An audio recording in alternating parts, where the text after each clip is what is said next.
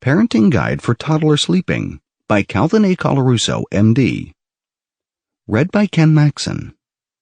Published by True Nature Productions. Stimulating healthy sleeping from birth onward. Let's start at the beginning. Promoting healthy sleeping habits in toddlers starts in infancy. At birth, to be exact. Infants spend most of their time sleeping. These periods are interrupted by short intervals of calm alertness when the infant's hunger has been satisfied and he or she is not in discomfort caused by dirty diapers, illness, or other causes. These periods of calm and satiation begin to set a tone for the infant's experience of the world as a safe, gratifying place. I strongly suggest that from day one, your infant sleeps in his or her crib, not in your bed. I can hear you exclaiming, "What harm can that possibly do to my child?" In the first few months of life, there is no harm done. But by taking your infant into your bed consistently, you are interfering with the development of the ability to fall asleep easily without significant parental involvement. When you hear what's in store for you during the toddler years, you'll be glad that you started by having your infant sleep in the crib. I could tell you one story after another of parents coming to my office asking for help. "How do I get 4-year-old Janet out of our bed?" asked Mother.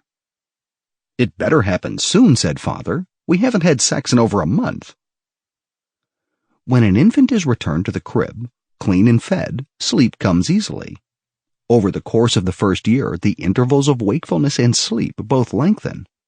When the infant sleeps in the crib and not the parent's bed, most infants are sleeping through the night by 6 months of age. The toddler years. The toddler years are usually defined as ages 1 to 3. These years are characterized by explosive physical and psychological development. In order to understand the causes of sleeping problems during the toddler years, we need to spend a moment understanding why the terrible twos occur. The terrible twos aren't so bad when you understand their developmental purpose. Using the newfound ability to walk, the toddler charges into life and furniture and anything else in his or her way. Unfortunately, balance is shaky, and one of the greatest risks to toddlers is injury from falls or running into furniture.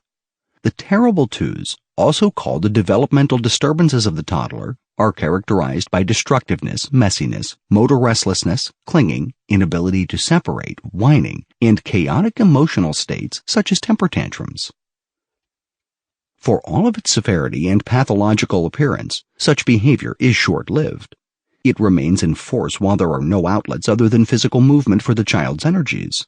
And the troublesome behaviors disappear. Sample complete. Ready to continue?